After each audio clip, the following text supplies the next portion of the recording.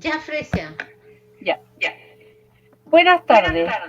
Casa Quintil Valparaíso.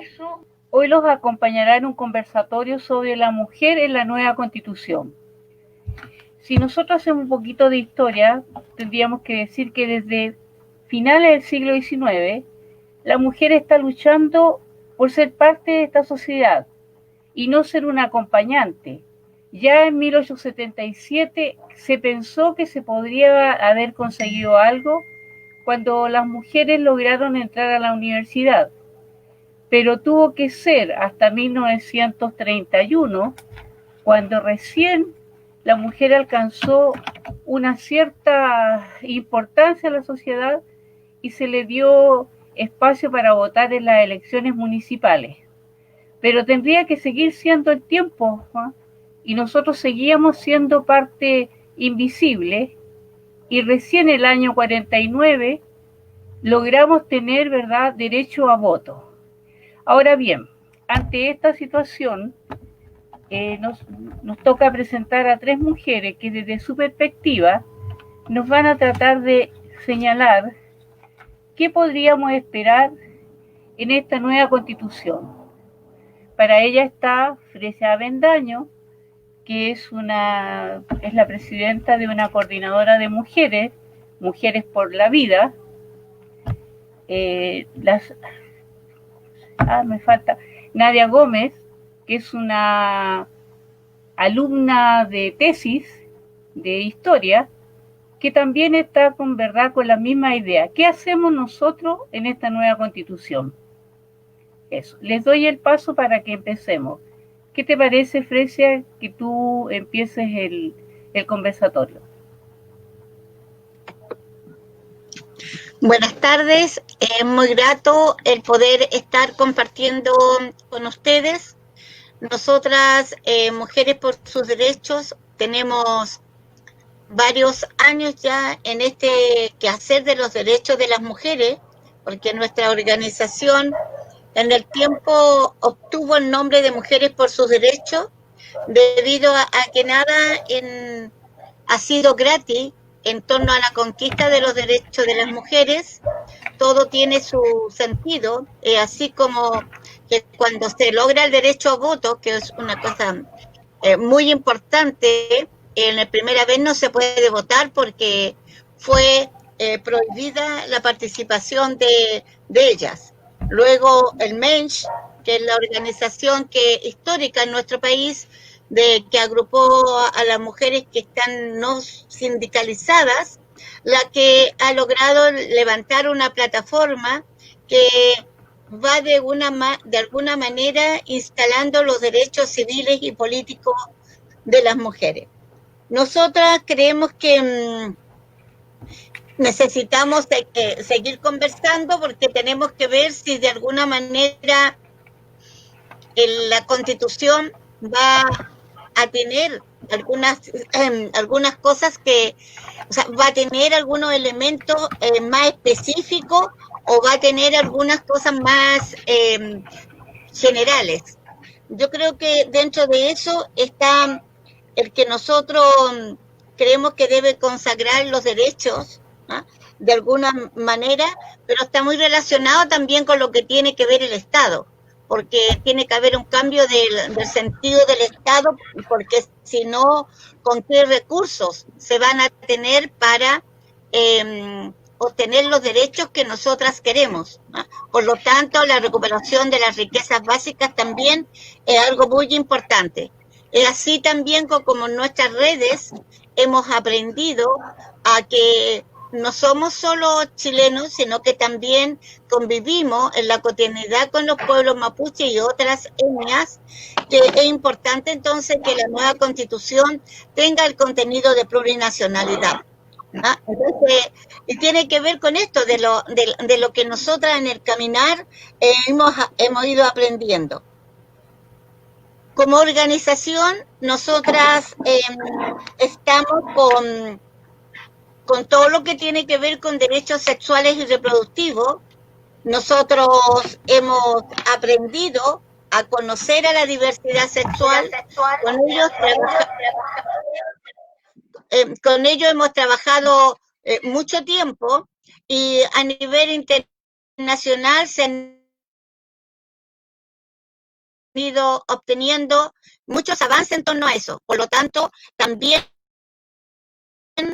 tienen que estar incluidos, porque dentro de todo esto de trabajar con los chiquillos o hombres y mujeres de la diversidad sexual, se nos aprendimos a conocer sobre las terapias virales, aprendimos a que el Estado tuvo que hacerse responsable de ese tipo de situaciones. Sin embargo, también tuvimos en la Comisión de Derechos Sexuales y Reproductivos del Ministerio, donde se logró en que las mujeres que vivían con el virus no tuvieran que ser esterilizadas. Y es así como hoy día estas mujeres pueden decidir o no tener sus hijos. Por lo tanto, también es otro gran desafío que tenemos con respecto a eso.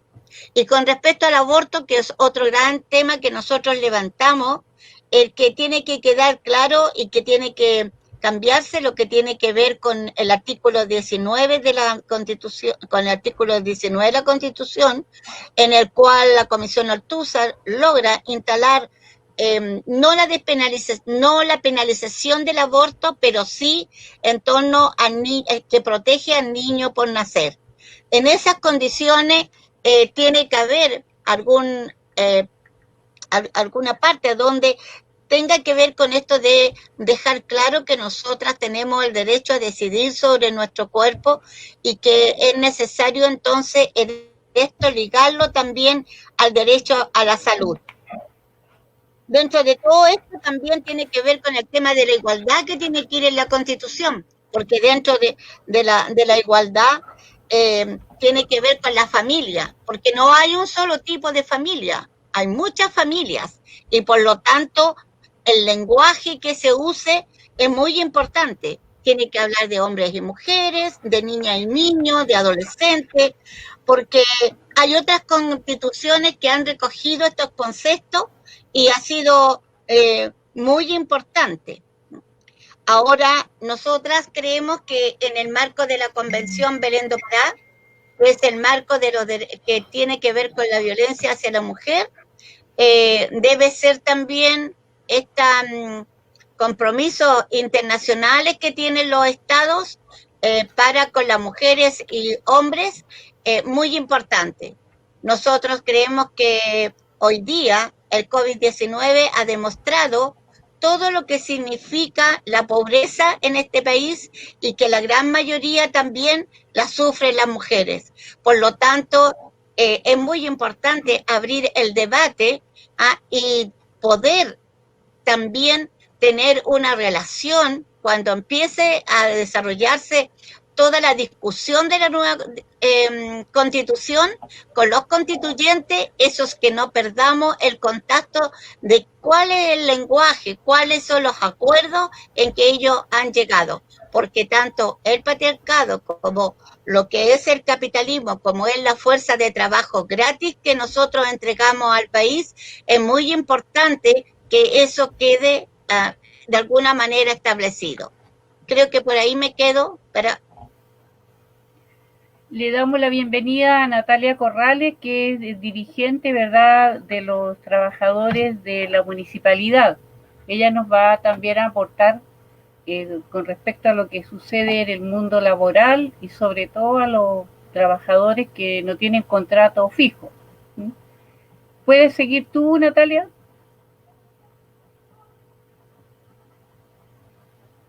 No le escucho. No te escucho, Natalia. Quien me puede integrar recién, no sé si hay alguna pregunta inicial. Yo te podría preguntar por qué ustedes como trabajadores de la municipalidad están en estas condiciones, a pesar de que se supone que ya los trabajadores en general deberían estar ¿cómo se llama?, sometidos a contratos que sean indefinidos. A mí me parece que todavía esto que está como en pañales aquí en la municipalidad. A ver, yo soy soy presidenta del Sindicato de Trabajadores y Trabajadoras Honorarios de la Municipalidad de Valparaíso y soy dirigente de la Federación de Trabajadoras y Trabajadores Honorarios del Estado. El tema que nos convoca a nosotros y nosotras tiene que ver con la precariedad laboral al interior del Estado, que es una práctica que se da hace más de 25, casi 30 años, y básicamente se fundamenta en la flexibilidad laboral, ¿ya? Esto surge a raíz del plan laboral de José Piñera, es como la raíz de la precariedad laboral que permite este trabajo a honorarios sin derechos reconocidos y también la subcontratación y, bueno, las distintas formas de contratación precarizantes. ¿Por qué no se ha avanzado en el reconocimiento de derechos y en los contratos? Porque ninguno de los gobiernos hasta ahora le ha puesto el cascabel al gato. Nosotros como federación tenemos aproximadamente 6 años de estar organizados y organizadas. Son sindicatos relativamente nuevos, porque recordemos que como somos trabajadores y trabajadoras en horarios, que a pesar de que cumplimos horarios, desarrollamos las mismas funciones que los compañeros de planta y contrata, no se nos hace un contrato de trabajo dentro del Estado. Dentro del Estado no opera el contrato indefinido, sino que está la modalidad de planta, contrata, honorario, código del trabajo, pero solamente para casos específicos, ¿ya? Por lo tanto, en el caso nuestro, lo que nosotros buscamos es que se reconozca nuestra función pública. Y bueno, ¿por qué no se ha avanzado? Porque finalmente al Estado le conviene también tener a más de la mitad de sus trabajadoras y trabajadores precarizados. De esa forma también tiene una masa de trabajadores y trabajadores que no se puede movilizar por miedo. Y bueno, nosotros hemos logrado también que ir rompiendo esas barreras de a poco, porque tampoco calificábamos en las organizaciones sindicales tradicionales por ser honorario, ¿ya? Entonces, eso es en síntesis. Bueno, y el trabajo honorario, en resumen, es cumplir con las obligaciones, los deberes de un planta, un contrata, pero sin tener los derechos y las garantías laborales que tienen los plantas y los contratos. Nosotros como sindicato hemos logrado avanzar en el reconocimiento de estos derechos a través de los contratos, pero dependemos igual de la voluntad de turno del alcalde o la alcaldesa de turno para que se respeten y se continúe con esos derechos, ¿ya? Porque legalmente nosotros somos conocidos, bueno, no conocidos, sino que nuestros contratos son contratos por prestación de servicios. Y eso es una ilegalidad, porque la prestación de servicios solamente está permitida en el Estado para ser contratada de manera transitoria, es decir, trabajos transitorios, no ocasionales y que no tenga que ver con las funciones propias del municipio. Cosa que no ocurre. Yo llevo 9 años trabajando en la municipalidad honorarios, tengo una función determinada, tengo un escritorio, tengo jefaturas, tengo instrucciones, por lo tanto es una ilegalidad que se da al interior del Estado en general, en los municipios, el servicio público, el servicio de salud, que ahora están súper expuestos y expuestas a contagiarse de COVID. No tienen derechos laborales por trabajar honorario. Eso en resumen. Ya, y dime una cosa, Natalia, ¿y qué esperan ustedes ante toda esta disyuntiva que hay, ¿verdad?, de generar una nueva constitución? ¿Cómo creen ustedes que se podría mejorar esto? Porque de partida en eso hay que hacer como un cambio total, porque trabajadores son. El problema está cómo hacemos que el municipio o el Estado de Chile hace este reconocimiento. ¿Cómo creen ustedes que se puede hacer? Porque la verdad es que a uno le cuesta pensar, o sea, pueden haber 1000 maneras, pero ¿cómo lo ven ustedes como trabajadores? Bueno, lo que les decía al principio es que nosotros buscamos el reconocimiento de la función pública que desarrollamos, es decir, apuntamos a una contratación única al interior del Estado. No debiesen existir estos tipos de contratos que finalmente generan ciertas castas al interior de los servicios públicos y que además se presta para discriminaciones dentro de los mismos trabajadores y trabajadoras.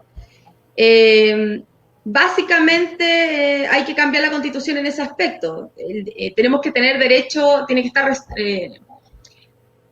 consagrado el derecho al trabajo decente, al trabajo digno, y también cumplir con los convenios internacionales que ha ratificado el Estado y que no ha cumplido, que tiene que ver, por ejemplo, con el convenio de la OIT. Bueno, hay muchos convenios internacionales que dicen relación con las exigencias o los requisitos para un contrato, para un trabajo decente, ¿ya? La base finalmente de la precariedad laboral en Chile está radicada en la Constitución, que el trabajo decente, el trabajo digno no está resguardado. No está resguardado el derecho al trabajo, sino que la libertad de trabajo. Exacto. Como todos los derechos fundamentales, la verdad, ¿cierto? Como el de salud, el de educación, en que nosotros tenemos la libertad de elegir dónde trabajar o dónde atendernos en los centros de salud, pero en realidad no tenemos esa libertad. ¿Sí? A nosotros muchas veces se nos critica y nos dicen, bueno, si no les gusta este tipo de trabajo, contrato, búsquense otro. Pero no es tan fácil, ¿ya? Porque hay profesiones además que en su mayoría se desempeñan en el Estado. Yo soy trabajadora social, la mayoría de los trabajadores y trabajadoras sociales están cumpliendo funciones en el Estado y además funciones principales. Somos ejecutores de las políticas públicas y por esa misma responsabilidad debiésemos ser reconocidos como funcionarios y funcionarios públicos. O sea, es un camino bastante largo porque este trabajo de la gente a honorario tiene historia desde antes de los 70. O sea, el Estado siempre en el fondo ha usufructuado del trabajo de grupos de personas porque partida los puede en cualquier momento desechar. O sea, tal como ustedes les dicen, si no les gustan, váyanse. Eso es la realidad que hoy día existe. Ahora bien, es cierto, ¿cómo hacemos nosotros que esta contratación única del Estado quede impresa, entre comillas, en una Constitución cuando sabemos que el Estado y a través de su gobierno no cumple ni siquiera con contratos internacionales? O sea, no, esto no va a quedar,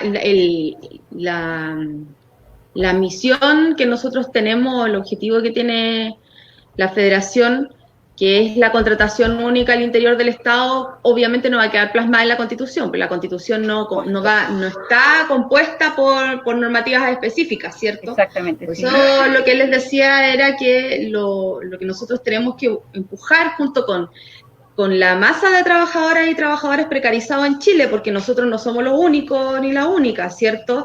Tenemos las compañeras trabajadoras de casa particular, tenemos el trabajo inmigrante, las temporeras, en fin, un sinfín de las trabajadoras y trabajadores de la belleza, que son los peluqueros, que no cuentan con contratos de trabajo porque finalmente se ha generado este nuevo sujeto, este sujeto que es un trabajador, una trabajadora precarizada que debe además costearse sus propias cotizaciones previsionales, porque nosotros además nos descuentan las cotizaciones previsionales, pero no tenemos derecho a usar las licencias médicas si es que nuestro jefe no está de acuerdo. Entonces, ese tipo de situaciones específicas no van a quedar plasmadas en la Constitución, pero sí tenemos que empujar un pilar que uno de los pilares de esta Constitución consagre el derecho al trabajo, el trabajo decente. El derecho al trabajo. Es importante esta comunicación porque muchas personas y en el mundo del trabajo se desconoce la labor que hace la gente ad honorem o a honorarios que se llaman, porque piensan que la situación es diferente. Yo tengo entendido, apuesto estoy equivocado, ustedes tampoco pueden usar, ¿verdad?, lo que dice el Código del Trabajo, no tienen derecho a un montón de cosas. ¿Qué pasa con las mujeres en el periodo de, por ejemplo, de embarazo? ¿Qué derechos tienen? Ninguno.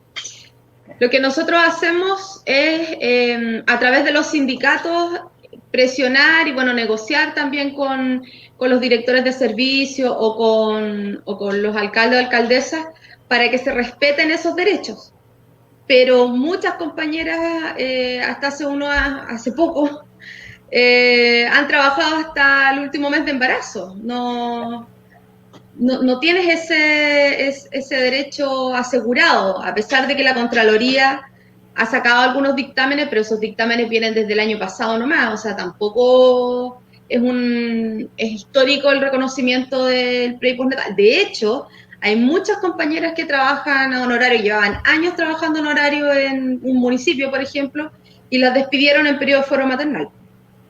Lo que sí nosotros, el reconocimiento que sí logramos es posterior, cuando te despiden, tú demandas, y ahí se hace todo un juicio laboral y se reconoce la relación laboral bajo subordinación y dependencia, por lo tanto, tu empleador te tiene que pagar todos los años de cotizaciones previsionales que no pagó y la indemnización por años de servicio y vacaciones proporcionales si es que no hubo.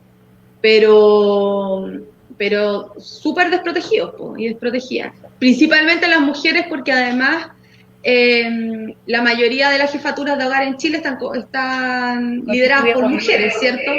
Entonces también hay un abuso de los empleadores hacia las mujeres, con mucho agobio laboral, también acoso sexual, acoso laboral, amparado en esta fragilidad laboral que caracteriza el trabajo honorario, que es básicamente boletear. Para los que no saben, es boletear. Yo voy en la boleta no sé cuánto. Claro. Creo que la mayoría de los profesionales de, no sé, 50 años para abajo han boleteado, han trabajado boleteando, y a nosotros nos angustia también que las estudiantes, los estudiantes todavía no sepan o que se vayan a encontrar con esta realidad, que es súper cruda. Natalia, yo te quiero hacer una pregunta. Nadia. No sé si sí, Nadia.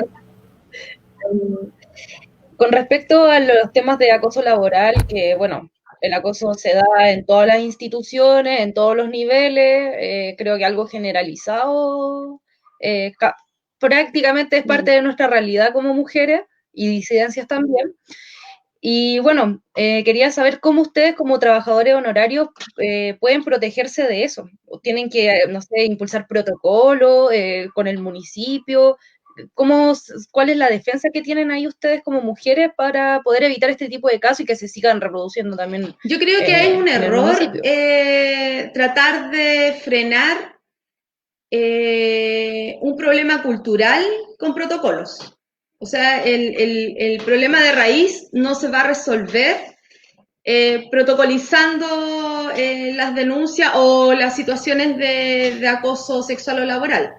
Sí, obviamente regula, ampara en cierto aspecto el procedimiento, el proceso, para que las compañeras puedan hacer una denuncia de manera más tranquila, ¿cierto? O saber que existe al menos un procedimiento que se va a llevar a cabo. En el Estado existe el sumario administrativo desde que existe el Estado. El problema es que muchas veces estos sumarios pueden durar años y llegar a nada. Y además, tú demandaste o denunciaste a tu jefe y está ahí compartiendo con tu jefe durante el proceso de sumario, durante la investigación o durante el juicio, o la persona que sale de esa oficina es la denunciante y no el denunciado, que es lo que ocurre.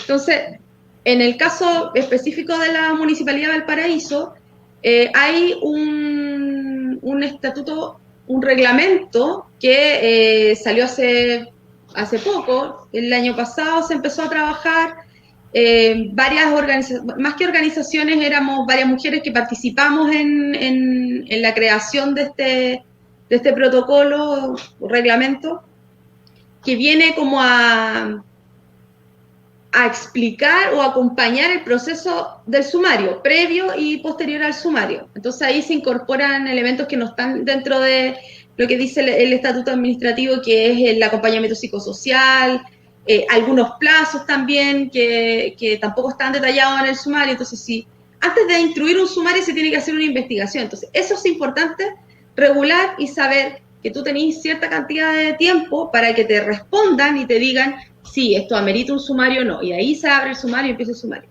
¿ya? Pero esto es un problema cultural. No lo vamos a resolver con protocolos, no lo vamos a resolver con leyes. La base del problema aquí es la educación. Entonces, nosotros, ¿de qué forma vamos a terminar con la violencia machista? Es con una educación sexual integral desde pequeña y pequeños. De que los niños sepan que no son dueños del cuerpo de su compañerita o de su amiguita. O sea, no, en eso estamos de acuerdo, de que el tema es un tema cultural, es de estructura, ni siquiera es un tema que solamente sea chileno o algo así, sí. No, histórica y mundial, global. Eso estamos más que claro. Los protocolos yo también estoy muy de acuerdo porque, bueno, dentro de las universidades, desde que se empezó a gestar ya los movimientos feministas, que con fuerza el 2018 empezaron ya a formarse en las distintas universidades, también, claro, empezaron también a aplicar ciertas medidas posteriores que tienen que ver con los protocolos que no existían y que eso ya nos dejaba aún más desprotegidas de lo que ya estábamos. ¿Ya? Es verdad, no resuelve nada, pero sí quizás tiene cierta inmediatez en algunos casos y resolver algunos casos. El tema es que yo comparto mucho lo que dices tú, o sea, incluso más allá del tema de que tenga que continuar también solamente con su, no sé, en este caso su agresor, porque en los casos de las universidades se da con los profesores, funcionarios, etcétera, también está el tema de la revictimización. Y los protocolos, por lo general, vuelven a revictimizar. Eso es problemático, porque muchas veces hay casos que no se llevan a cabo por lo mismo, y aparte de todo el tema burocrático, de que hay que llenar unas formas, etcétera, es problemática el tema de la revictimización. Y yo creo que, bueno, ahora como estamos dentro de este conversatorio que tiene que ver con la Constitución y las mujeres, y cómo resolver estos problemas, creo que, bueno, parte de eso es, dentro de la Constitución tiene que haber un reconocimiento que pueda impulsar posteriormente una normativa que sea transversal y que no sea solamente dependiendo del lugar donde estemos, no sé, en el caso de la Municipal de Valparaíso, en mi universidad, en la otra universidad. Que la Constitución no es así tan específica. Sí, lo que tiene que es lo que, bueno, en la opinión que tengo yo también en realidad, pero tiene que existir un derecho a la educación no sexista desde la primera infancia. Obviamente tiene que ir acompañado también de un resguardo jurídico, ¿cierto? Y sanciones, pero nosotros vemos, por ejemplo, que estamos llenos de leyes, capaz que ahora luego saquen una ley ámbar y son súper casuísticas.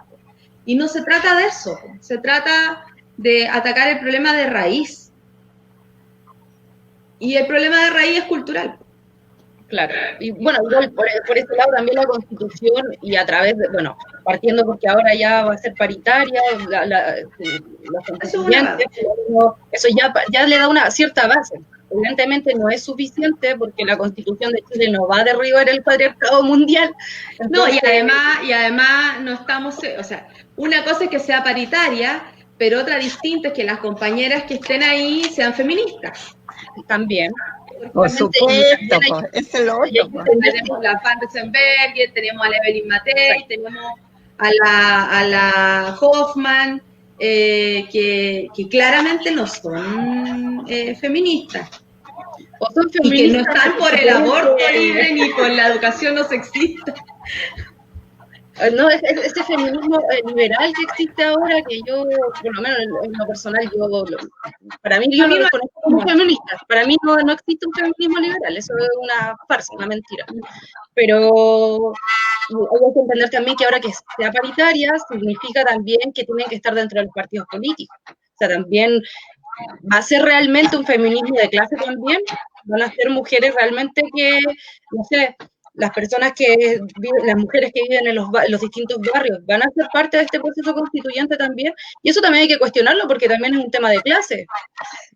no solamente van a ser, o van a ser solamente las mujeres que, de las élites las que van a nuevamente a constituir y tomar decisiones que nos convocan y nos inciden todas nosotras, las que van a estar dentro de este proceso. Entonces también hay que tener ojo, porque para mí, por lo menos, y por postura personal, el feminismo es de clase, sí o sí. O sea, el feminismo tiene que ser antineoliberal, porque el patriarcado Claro. y el neoliberalismo... Claro.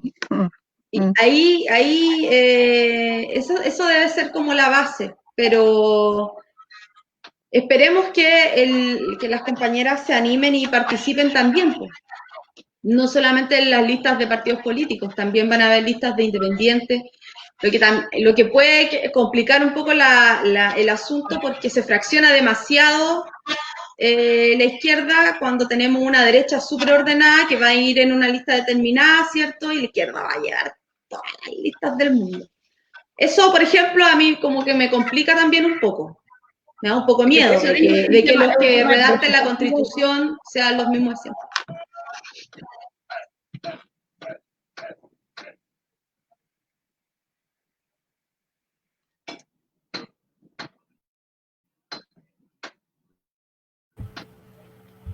Fresia, ¿tú quieres aportar algo sobre esto? Que tú tienes bastante información. Sí, mira. Esto, sí. Sí, mira, a mí yo creo que es importante. Una de las cosas es que el movimiento de mujeres, las que se sientan, nos sintamos feministas, de clase y todo eso, hagamos un continuo. Es decir, hay chiquillas mujeres que han estado mucho tiempo en las universidades. Lo que pasa es que no hubo la explosión social que hubo en 2018. Porque si no hubiesen existido esos pequeños grupos en diferentes lugares, todo lo que se ha logrado construir en Chile, en América Latina, en el mundo, con respecto a las mujeres, no podríamos haber avanzado. Yo creo que hay un debe para las mujeres que tiene que ver con que los estados firman convenciones, firman los acuerdos y que no los cumplen. Y yo creo que ahí nosotros tenemos que velar, porque no solo vamos a ir a cubrir el derecho de las mujeres, sino que de todas las personas. ¿Ah? En torno a eso, yo creo que es muy importante que nosotros podamos tener seguir en este trabajo de redes, no solo hoy día, sino que también para adelante, porque hay una ley en el Parlamento, que es la Convención de una Vida Sin Violencia, que está bajo el agua de la Convención Belén do Pará, que tiene que ver con la eliminación, que tiene que ver con la prevención, con las diferentes formas de violencia que viven las mujeres, y que nosotras no lo hemos apropiado. Y de ahí también tendría que ser distinto, porque si la conociéramos, nos diéramos cuenta que el Estado tendría que tener los diferentes ministerios su responsabilidad con nosotras. Porque yo sé que también capacitaciones, porque yo creo que la capacitación también juega un rol en el cambio conductual. Porque yo estaba en un evento en Santiago en un minuto con dirigentes sindicales y ellos no tenían a su haber información sobre el acoso sexual. Sin embargo, la Anabel tenía toda una experiencia de cómo se podía abordar esto y que mayormente esto no avanzaba cuando se hacían parte en los procesos los sindicatos, que era distinto a cuando las mujeres lo hacían solas. Hay una cosa distinta. Pero además, porque cuando se hacía parte del sindicato, el sindicato tenía sobre el tema. Ellos no podían quedarse al margen. ¿Ah? Entonces, yo creo que en este aspecto es muy importante la Constitución, sino que también sigamos con lo que significa las redes sociales de mujeres y que tenga que tener, como al principio yo lo decía, sentido de clase, ante modelo neoliberal, porque de esa manera nosotras también, como bien decía Natalia, ya no estamos todas dispersas. porque tenemos que buscar una unidad. ¿Ah? Y a nosotras las mujeres también ha sido difícil coordinarnos, porque yo cuando dice que este feminismo liberal, no, son puras que quieren es mantener el patriarcado y no tiene nada de feminismo, y por eso también han tenido mucha fuerza a nivel internacional respecto a derechos que hemos logrado. Entonces, me parece que es un buen debate que hay que cruzar. Por ejemplo, esto del trabajo, nosotros tenemos una experiencia con las mujeres trabajadoras de casas particulares acá en Viña, muy importante, porque así como ellas nos informaban de lo que estaban y que lograron el año antepasado, al parecer, esta ley de mayor reconocimiento a su trabajo,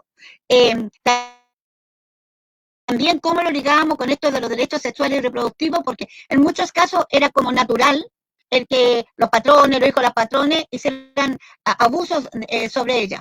Entonces, es importante, yo creo que el espacio de la nueva constitución también, a ver, el espacio de la nueva constitución también comparto que no es lo mismo una mujer a otra. Yo creo que nosotras tenemos claro que la cantidad de mujeres no tienen la misma opinión. Acuérdense los debates que se han dado en el Parlamento, que en un minuto votaban en todo que tiene que ver en contra de los derechos de las mujeres, de su cuerpo, de su vida, porque a ellas tienen otra vida, no pueden opinar sobre lo que pasa en la vida de nosotras, porque ellas tienen otra forma de resolver, que también no significa que no vivan violencia, no estoy diciendo eso, estoy diciendo que tienen otra forma de resolver los problemas, como es así mismo cuando una niña queda embarazada, ellas tienen como pagar una clínica donde salen sin ningún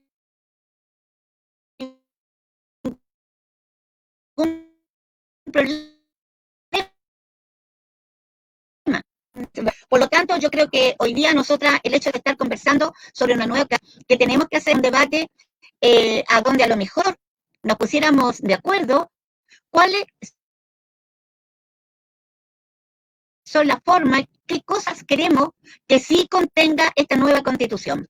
Yo la verdad la cosa es que no soy abogada, pero podríamos hacer en otro minuto con algunas chicas jóvenes que son abogadas, que han tenido alta experticia y que han hecho estudios de otras constituciones, a donde tienen claro cuáles serían a lo mejor los mejores elementos que pusiéramos, porque hay que hacer una labor de información para que hombres y mujeres que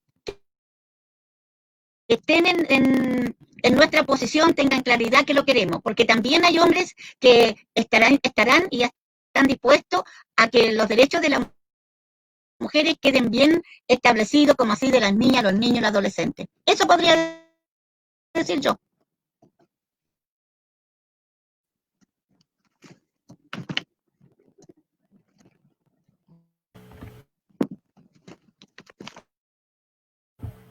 Gracias, Fresia. Yo pienso que hay un problema que quizás Nadia, que viene recién saliendo de la universidad, nos podría aportar. Mira, yo tengo una pregunta que me da vuelta. Nosotros, desde el punto de vista jurídico, en general las mujeres, a veces somos bien analfabetas.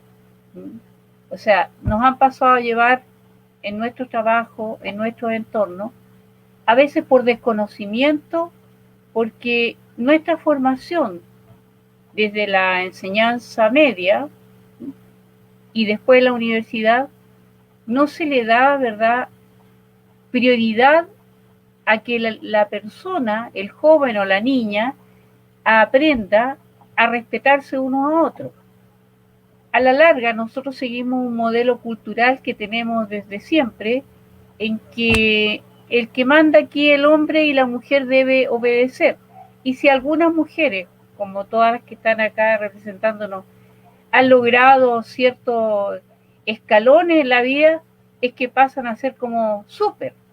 Ahora, los movimientos feministas han logrado, ¿verdad?, de buscar igualdad en este mundo, y es problemático, pero yo lo veo desde el punto de vista de la educación.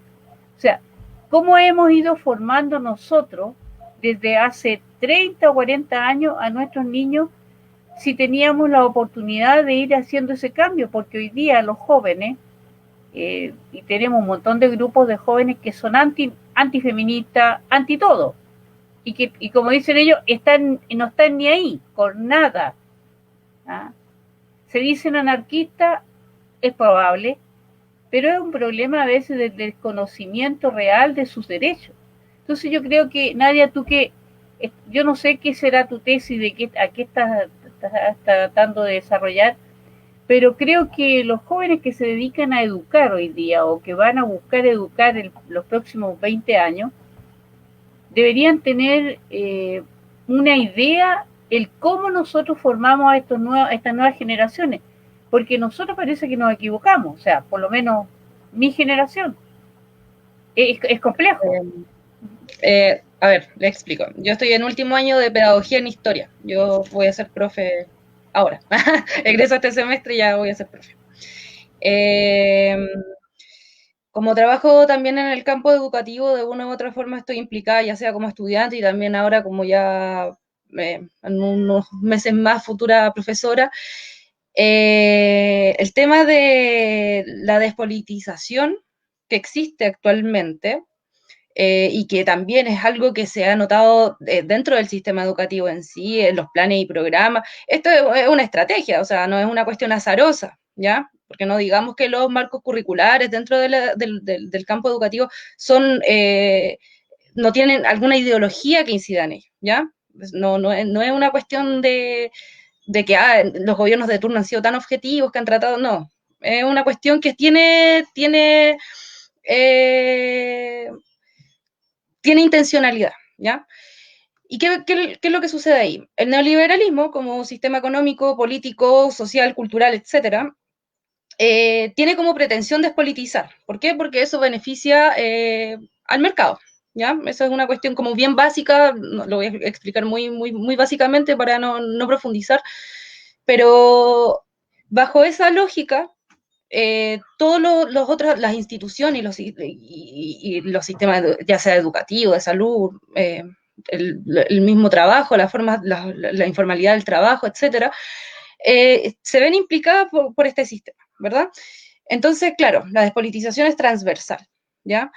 Y eso también ha perjudicado un montón en que ciertos temas que ahora estamos tocando, como el feminismo, de repente, no sé, temas políticos que ahora son mucho más potentes que hace, no sé, 20 años atrás, porque esto partió desde la dictadura, o sea, se cortó todo un trabajo de un movimiento histórico que estaba llevando, bueno, era la vía hacia el socialismo con Allende, pero que había un movimiento histórico ahí cargado políticamente, y que se frenó con la dictadura. Entonces, claro, también incidió, como dije anteriormente, en el sistema educativo, y actualmente nos vemos envueltos en esto, en el no estoy ni ahí, ¿cierto? Como en este, que es típico de los adolescentes, es como muy normal escucharlo, ¿ya?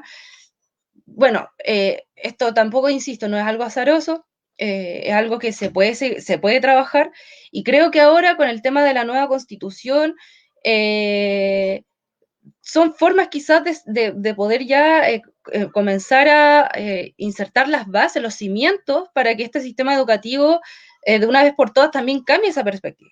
Porque no puede ser que los adolescentes, que bien, si bien el 18 de octubre nos dieron una gran lección de que ellos se están comenzando a organizar, pueden impulsar ciertas ideas y ciertos proyectos políticos incluso, con todo lo que pasó con saltar los torniquetes y todo lo que pasó desde octubre en adelante, significa que ya la juventud está un poco más despierta y ya está cambiando un poco esto. Y esto es una lectura igual súper personal, se puede debatir incluso, pero yo creo que de a poco nos estamos desneoliberalizando, que es como un concepto que inventé yo en realidad, pero que implica que cuando ya nosotros como seres humanos... esperen un segundo.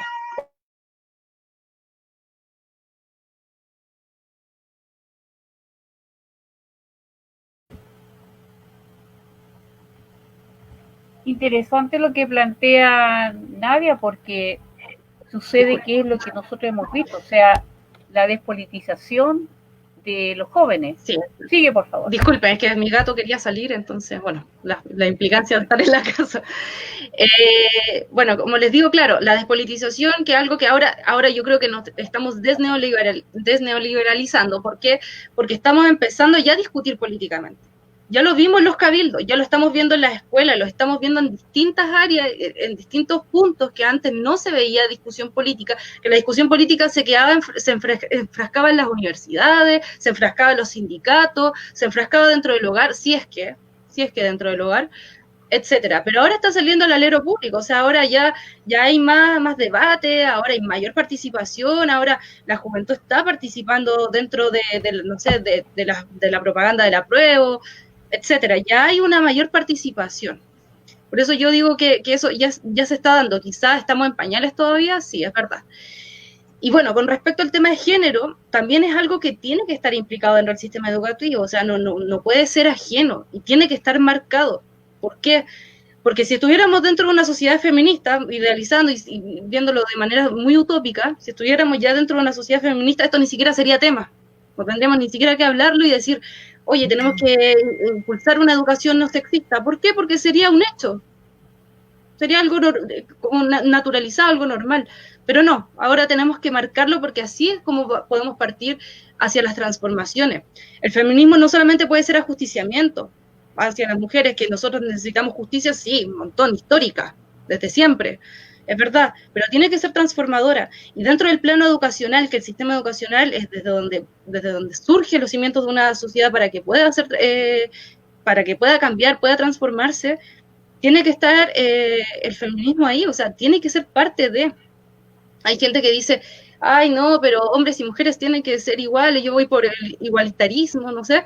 Bueno, el feminismo es eso, ¿ya? Es buscar ni siquiera como la igualdad en sí, sino que una equidad, ¿ya? Es emancipatorio, las mujeres buscamos emanciparnos desde el feminismo y buscamos que también se termine con todo tipo de explotación. Por eso insistimos también en la idea que, por lo menos yo le insisto, que el feminismo no puede ser liberal porque esa es una forma también de explotación y desde las clases sociales, ¿ya? Entonces, bueno, para no irme por las ramas, dentro del sistema educativo tiene que existir esto y las familias también yo creo que son parte importante de la formación inicial y la formación en general de la vida de cada uno. O sea, nosotros no estamos ajenos a nuestras familias y a cómo ellos nos van formando, los valores que se van implementando. O sea, va a regir mucho en mí como persona, como adolescente, como niño, los valores que me entreguen dentro de una familia. Y si no hacemos escándalo, si no hacemos ruido con el tema del feminismo, de género, los problemas de género, etcétera, difícilmente se van a poder dar estas transformaciones, aunque estén muy marcadas también dentro de los planes y programas, ¿ya? Porque pueden estar ahí, pero los profesores tampoco vamos a hacer todo para que ese cambio surja. También tiene que partir desde una educación, que es la educación no formal quizás, por decirlo de alguna forma, que tiene que darse en los trabajos territoriales, que tiene que estar en las juntas de vecinos, que tenemos que educarnos de las formas que podamos, ¿verdad? Tiene que ser porque el aprendizaje también es colectivo, tiene que estar implicado con muchas más personas.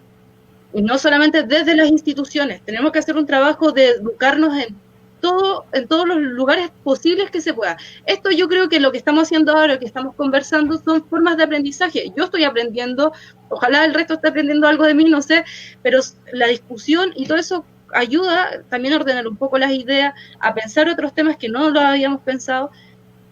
Son formas, los cabildos fueron formas y así. Yo creo que la educación tiene que estar dentro, claro, de la institucionalidad, tiene que marcarse como una educación no sexista, feminista, ojalá, quizás eso lleva un poquito más marcado, pero también tiene que darse esta discusión en los otros planos de la sociedad, ¿verdad?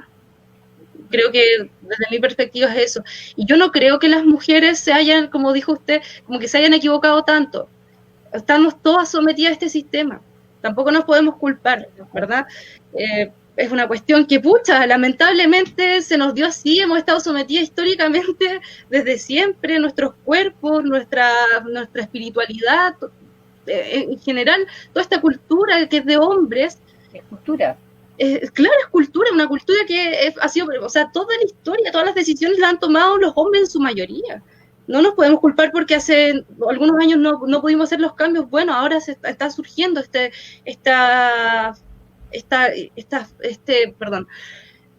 como este nuevo comienzo, como algo nuevo, quizás. Han habido otras olas de movimientos feministas, pero se han estancado. Cuando usted comentó al principio sobre el voto femenino en 1949, claro, eso fue un hito, o sea, fue un acontecimiento que la mujer pudiera votar, pero posterior a eso, el movimiento feminista que hubo comenzó a disgregarse, no tuvo fuerza, y de hecho comenzó la mujer chilena a perfilarse como cristiana conservadora, y ese fue como su rol, o sea, olvidó una lucha que fue por el voto y hasta ahí quedó, no continuó. Pero tampoco las podemos culpar, son cuestiones contextuales que tenemos que ir trabajando e ir viendo, ir estudiando y tratar de no repetirlo, no equiparar esas mismas acciones. Gracias, Nadia. Natalia, ¿te puedo hacer una consulta? Nadia hizo un comentario acerca, ¿verdad?, de la importancia que tienen los sindicatos en la formación. Desde tu punto de vista, ¿crees que actualmente los sindicatos están dándole respuesta a los trabajadores? ¿Y todos los trabajadores están adheridos a los sindicatos? ¿Hay esa cosa, esa efervescencia que había, no sé, hace 50 años atrás con respecto a los sindicatos? ¿Cómo lo ves tú? No te escucho. Está silenciada.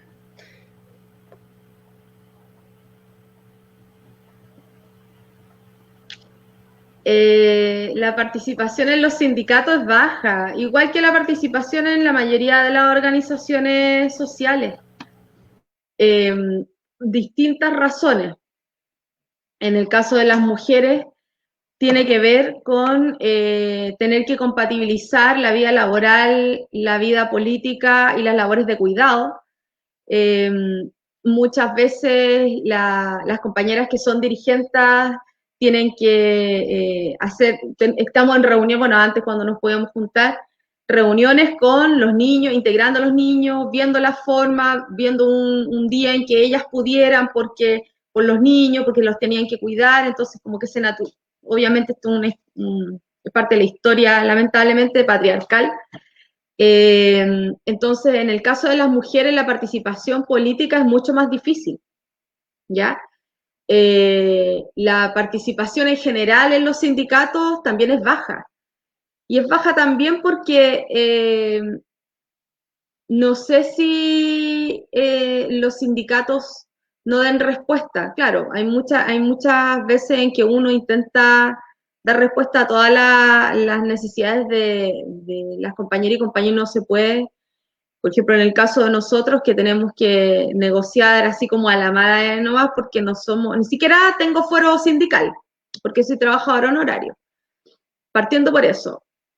A nosotros nos despiden aunque seamos dirigentes, no tenemos ese resguardo.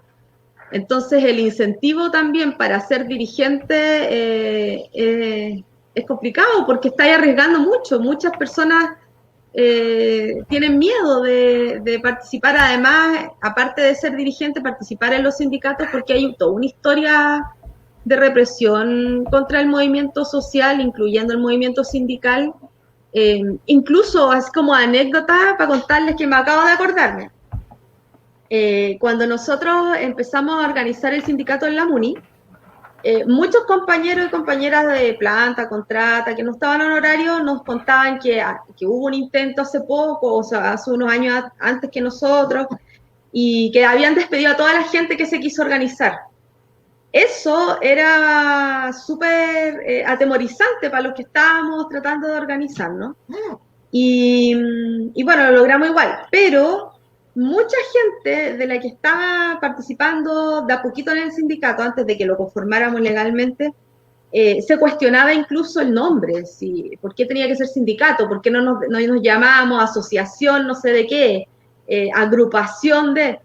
porque hay un estigma hacia el mundo sindical que es, que te van a apuntar con el dedo, que te van a despedir, porque sindicato es problemático, ¿cierto? Entonces hay muchos factores que influyen también en la baja participación sindical, además de que nosotros como dirigentes también tenemos que hacernos cargo de que no hacemos la pega como corresponde por diversas razones, y porque también, por ejemplo, en el caso de nosotros, como no tenemos fuero sindical, las reuniones nuestras siempre eran o son después de la jornada de trabajo. Se extiende la jornada de trabajo, el trabajo sindical es harta pega. Entonces es difícil de mover y la gente además tiene miedo de tener una participación más activa como dirigente, por lo mismo, porque te apuntan, porque te pueden despedir por problemático, en fin. Pero tiene que ver también con una historia y un estigma hacia el mundo sindical. Pero al principio sí, pues, había gente que nos preguntaba que por qué no nos llamábamos de otra forma, que si era necesario llamarnos sindicato, y nosotros así como, pero si somos un sindicato, pues, ¿cachai? Y claro, como la forma que teníamos de organizarnos era efectivamente un sindicato de trabajadores independientes, y esa es nuestra figura legal, pero nosotros funcionamos como, hemos ganado como el respeto también de las autoridades de turno, como sindicatos que valen, pues, ¿cachai? Entonces, pero creo que en general la participación del pueblo, de la Puebla en las organizaciones sociales es baja. Y también tiene que ver con lo que él menciona, o sea, en el mundo sindical y en el mundo social hay un agobio, no hay tiempo, llegáis a la casa en la noche, con suerte a ver a tus hijos, ¿en qué momento vaya a hacer vida política también? Y ahí, ¿por qué te preguntaba yo? Porque una de las cosas importantes para ustedes como parte de lo que es el sindicato de los sectores municipales que están ad honorem. A honorarios.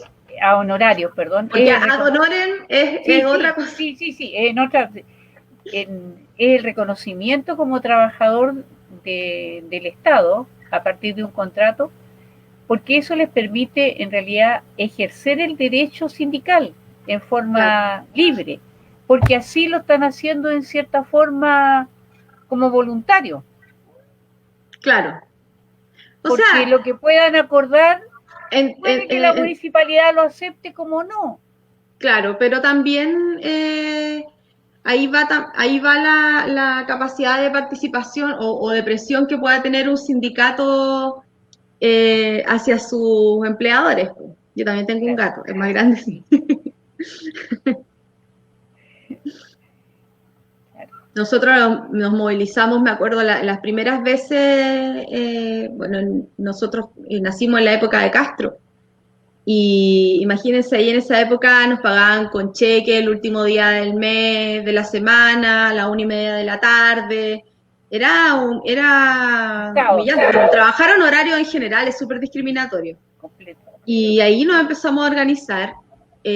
Nos tomamos las cajas de la municipalidad para que nos pagaran todos los cheques, o sea, a todos los que no nos pagaban, para que bajaran los cheques.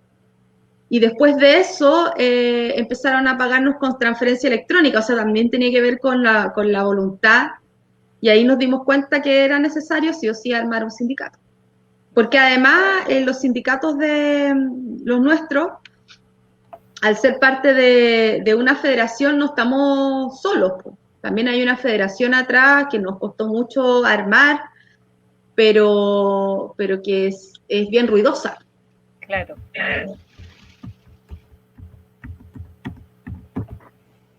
Se me fue la frase. Nadia, dime tú, ¿qué piensas de esto? Porque tú vas a entrar al mundo laboral o estás trabajando. No, todavía, menos mal puedo estudiar todavía tranquila, sin tener que trabajar. Menos mal, porque gracias a mi mamá, porque yo soy mamá también, tengo una hija. Y bueno, gracias a mi mamá, la ayuda de mi mamá, siempre las mamás ahí, sí, puedo darme este lujo, este privilegio de poder solamente estar estudiando y tener tranquila mi estudio. Pero sí, ahora que me toca entrar al mundo laboral como profe. Los profes, la mayoría boleteando. Exacto, la precariedad laboral para las taxis que tienen que recorrer los colegios. Por unas horas, buscar unas horas ahí para poder trabajar. Tremendo mal trabajo reproductivo acá en la casa, que somos mamás, que miren, podemos hablar de que ya hay papás presentes y todo lo demás, pero hay que ser sinceros, o sea, la mayoría de las cosas del trabajo doméstico lo hacemos nosotras, con los hijos y las hijas lo hacemos nosotros. Entonces, yo pienso que ahora me cuesta igual poder como compatibilizar lo académico con mi maternidad, con la casa, porque uno tiene que dedicarse a estas 3 labores. Y bueno, me imagino después cuando esté trabajando y cuando ya no tenga tiempo para nada, o sea, aparte que nosotros como profe tenemos ya precariedad laboral, o sea, tenemos que trabajar a deshoras, porque tenemos que hacer un montón de cosas, un montón de pega para poder después estar en el aula, planificar, etcétera. Te puedo contar, yo soy profesora de historia jubilada. Qué bien, colega. Con 3 chicas y trabajando con ella y haciendo cosas. O sea, toda esa labor que tú estás ahora indicándola, yo creo que la hemos hecho toda la vida. O sea, trabajar las labores de la casa, en el caso de Natalia, ejercer en labores, ¿verdad?, sindicales. Nosotros hacemos tantos roles, tenemos tantos roles, y la verdad que nos criaron para eso, y eso es el problema más grave. Culturalmente nos dijeron que podíamos hacer de todo. Que teníamos que hacerlo todo, yo creo. Sí, hacerlo todo. Pero no nos dijeron que al mismo trabajo no eran los mismos sueldos con los varones. Eso no nos dijeron. Sí, pues eso es algo que igual se tiene que pelear, la equidad salarial. Es algo fundamental, creo yo, también dentro de los temas que nos competen dentro de esta nueva Constitución, que es algo importante, significativo, aunque puede aparecer ahí algo súper banalizado, pero es importante, el reconocimiento por la labor. Incluso se ha llegado a hablar muchas veces del reconocimiento al trabajo doméstico, que incluso han sido luchas, hay movimientos que buscan reconocer dentro de todo el plano laboral el trabajo doméstico, y que yo estoy totalmente de acuerdo.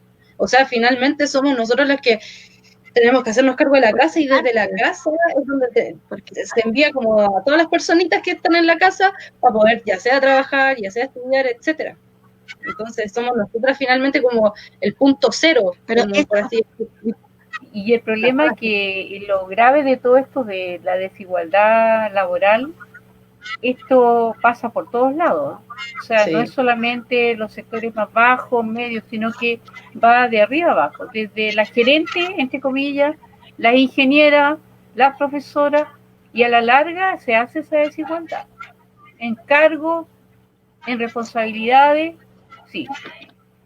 Hay un trabajo demasiado grande. Sí, pero sí, y es importante porque, como bien decía Nadia, no es un movimiento que tenga que ver con esto de el reconocimiento al trabajo de la dueña de casa. Es parte del movimiento feminista. Aquella persona que se sienta feminista tiene que, de alguna manera, darse cuenta que nosotras, las mujeres que somos dueñas de casa, cuánto le entregamos al Estado, cuánto el valor agregado que le damos al capital, a este modelo neoliberal. Entonces, el ser feminista es parte también de validar que el trabajo doméstico, no solo en el sentido que te tienen que dar una pensión, sino también en el reconocimiento económico que se vea en la economía. Porque yo creo que en esto tiene que ver con que vayamos entre nosotras traspasando como información.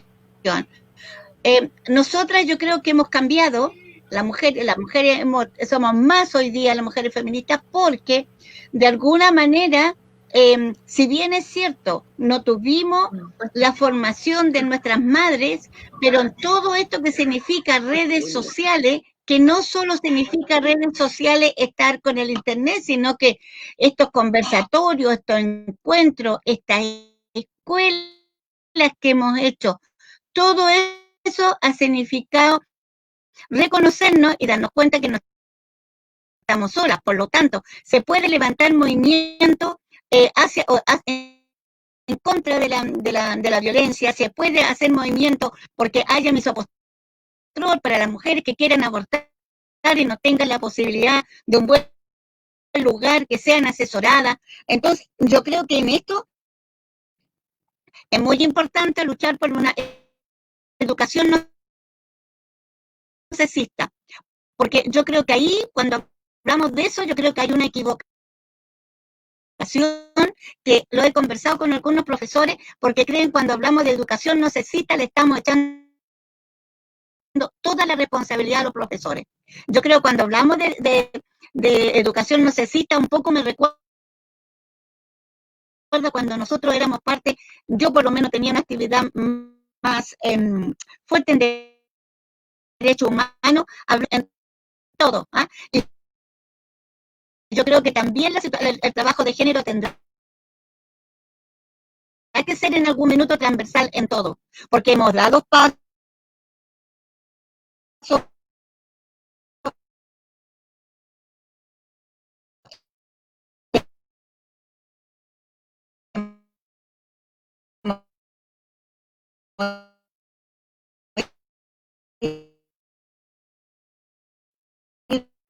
Se escucha cortado, ¿no? avances. No sé. Está la muchacha joven y está la mujer mayor.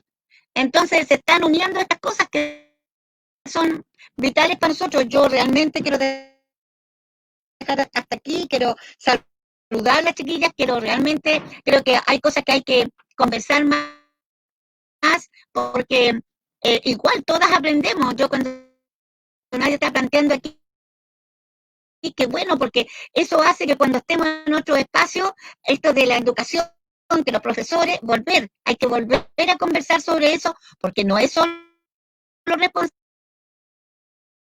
del profesor, pero tenemos que instalar una educación no sexista, porque si no, se sigue haciendo los programas y las políticas en general hacia la educación con otra expresando, porque yo creo que hay mucho y la claridad con que ella plantea la situación. Yo participo en el COSO judicial, y de ahí hablábamos la otra vez cómo la cartilla de acoso sexual la podíamos hacer llegar mejor hacia las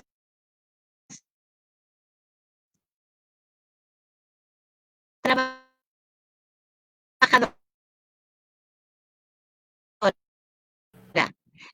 y recoger las diferentes visiones que tenemos. Yo veo que nosotros educamos a nuestros hijos machistas y todo eso, no lo comparto, porque es una carga que nos quieren instalar a nosotras las mujeres, que de alguna manera creo yo que no es justo, porque la cultura, como todos lo vemos, es tan fuerte y penetrante que tampoco nosotras somos bienvenidas por tener esta mirada feminista en los diferentes grupos.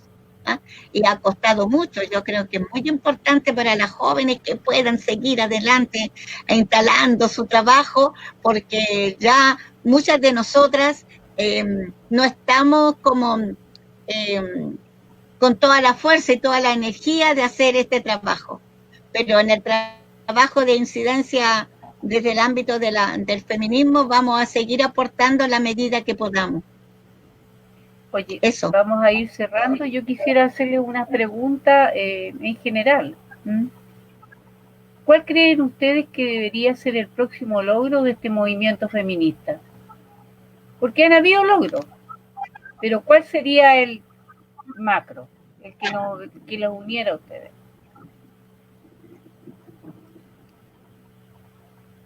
Dime, Natalia. Yo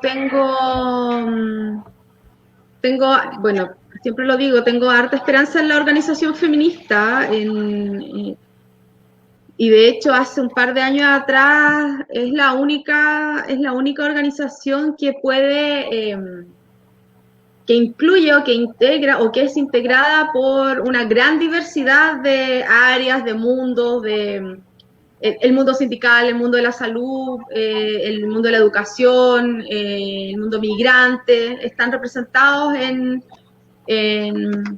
en la organización feminista. Entonces, creo que hacia allá nosotros tenemos que seguir trabajando. Lo que decía Fresia es súper cierto, hay que seguir en eso, tenemos que seguir luchando juntas. Está la idea de una organización feminista de las trabajadoras que va a ser impulsada por la coordinadora 8 de marzo y que es un acuerdo del último encuentro plurinacional.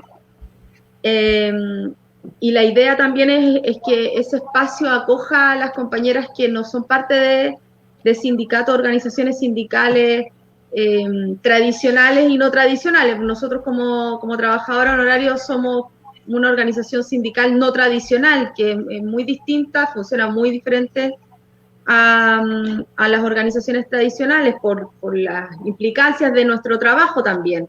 Despiden dirigentes, los dirigentes encuentran una mejor pega, se van, no hay estabilidad laboral, por lo tanto no tenía estabilidad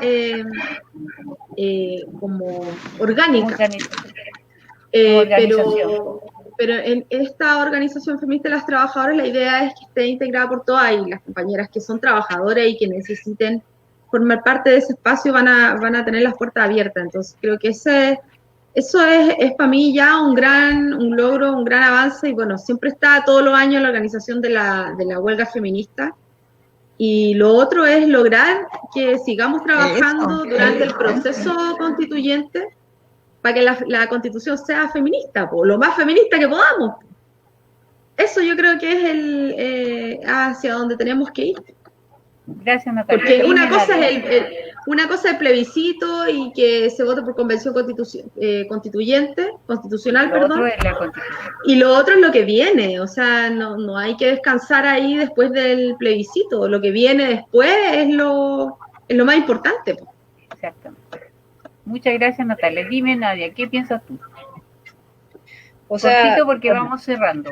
Sí, bueno, lo más inmediato ahora es lo que vamos a trabajar en materia constitucional, también creo yo, esto es fundamental, como las próximas tareas como ya a nivel nacional o local, por decirlo de alguna manera. Pero como a nivel de movimiento feminista en general, creo yo, es que el próximo paso, según yo, debiese ser que el tema de género, el problema de género, tiene que estar en todas las áreas de nuestra vida, o sea, en todas. Tiene que ser discusión en todo plano. Y yo creo que ese es como donde tenemos que ya empezar a instalarlo, porque yo sé que, claro, hay muchas instituciones, en las escuelas, se dan este tipo de discusiones sobre el tema de género, etcétera, pero no en todas. Y eso es como tiene que ser nuestra apuesta, que se discuta en todos lados, que no haya rincones en el mundo en donde no se discuta sobre los temas y los problemas de género. Eso creo yo que es quizá un poco ambicioso, pero lo estamos haciendo. Somos muchas, o la mayoría, no sé, ojalá la mayoría.